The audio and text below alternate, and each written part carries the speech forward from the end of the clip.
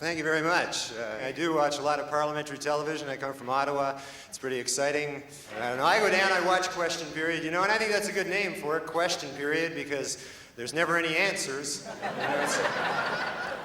Because these guys, Mulrooney, Turner, they're very evasive, these guys. They know how to skirt around the question. Every time they get a direct question, they know how to evade it. I was wondering if they were always like that, like even in grade school. The teacher would be going, Brian, did you tell us what 4 times 2 equals, please? Well, let me say, sir. Let me suggest to you that perhaps that's a question better put to my classmate, John. Where was he, sir? Where was he when we studied subtraction? And a lot of negative things were being said. Where was he? Where was he when we took addition? And the question of 6 and 5 was raised. Where was he when we went through? Where was he when we went through the long division that tore apart this class? When I was in the trenches with the book, sir, where was my honorable classmate?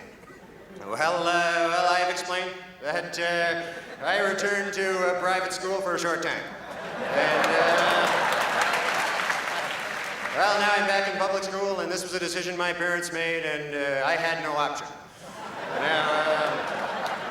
Now, as far as the question of 4 times 2 goes, well, this is something that perhaps I've not done my homework on.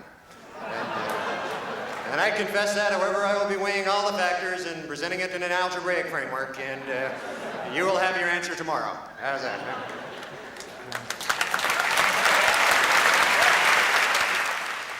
Meanwhile, Broadbent's at the back of the class going, the answer is 8!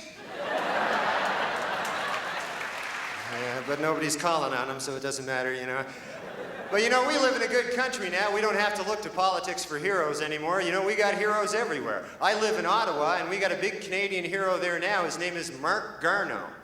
Mark Garneau. Mark was the first Canadian in space since William Shatner. So that's exciting. I find out now the reason that Mark went up there in the first place was to study motion sickness. Yeah, this makes you feel proud to be a Canadian, Yeah, I can just see the scientists down at NASA going, gee, it wouldn't seem right for an American to throw up in space. Hey, maybe we could get a chimpanzee or something. Hell, what about a Canadian? Look at that. Sure, that's what we'll do. They get him up in the shuttle. Here, Mark, you just drink down this bacon grease. We'll spin you around here a little bit. How you enjoying your adventure now there, buddy? But this is a big day for me. This is a big day. I quit smoking today, and I'm pretty happy about that.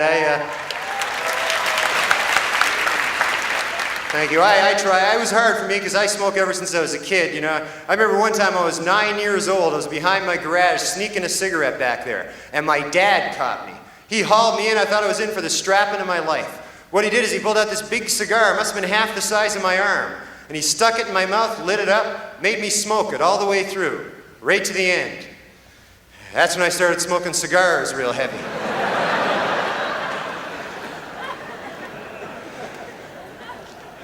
I finally quit, though.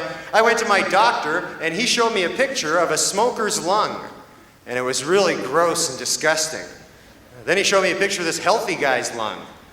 And it was really gross and disgusting, too,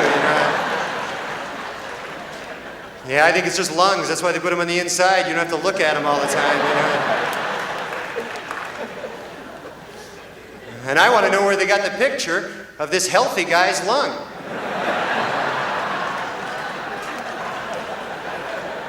You got to figure he's not that healthy anymore, But I tried every gimmick to quit smoking. I did everything. I took one thing that was called aversion therapy. Man, every time I had a cigarette, I had to burn a $10 bill. So I was up to about a $3,500 a week habit there for a while,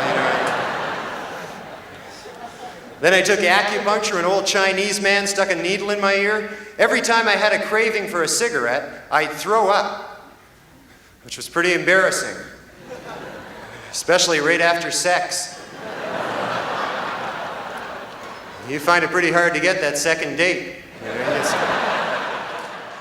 I don't know. I guess you should know enough not to smoke. They got warnings right on the side of the package. You know, I'm reading now in Greenland, they've taken even one step further there. What they do there is on the back of the cigarette package, they put on pictures of cancer victims. Right on there. And this is a pretty pessimistic view. You know, it's like a picture of the worst possible scenario. You know, I hope they don't start doing this with other products. Like you walk into a bakery, buy a chocolate cake. Yeah. Picture some fat guy with no teeth on the back of it there, you know. It's like,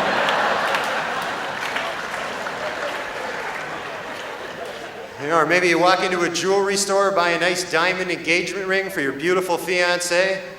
There's a picture on the back of some old bag with curlers in her hair there.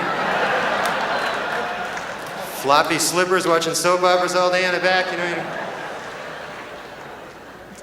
But I know they're not allowed to advertise for cigarettes, and I think that's a good idea. I don't think they should be allowed to advertise for anything, you know. I don't like these advertisements. I saw this one the other day, you know, for cat food. It was for cat food. I don't know what they want us to believe. At the end of it, it said, all natural food for your cat. All natural food. But cat food's made out of horse meat. Yeah, that's the way it works in nature. The cat right above the horse on the food chain. As a matter of fact, every time my kitty gets a little cooped up in the apartment, I like to take him down to the racetrack, let him stalk some prey. Oh, it's so cute when he comes trotting back with a stallion in his mouth and drops it at my feet there, man. They just released on video cassette, I just got it, the old TV movie The Day After. You ever see that? Very frightening, all about the end of the world, nuclear Armageddon, you know. But there was one thing in that I couldn't understand. Like the day before, the day after, when they find out the missiles are coming and everything, what does everybody in town do? They all run into their supermarkets, try to stock up on supplies for the next day. And I could understand that, but the part I couldn't understand is there were people working. Yeah, that's the way I want to spend my last day of life on Earth. Sacking groceries, that's a good time.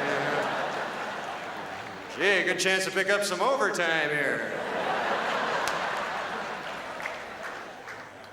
They say that the day after is too violent for children. Children shouldn't watch it. You know, these sociologists, psychologists, I don't know who they are. They're afraid everything's too violent for the kids. They're afraid the children will copy what they see on the screen before them. You know?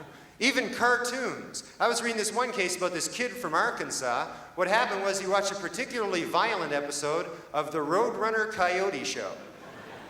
And the next day they found him in the bottom of a canyon, 2 giant springs strapped to his feet.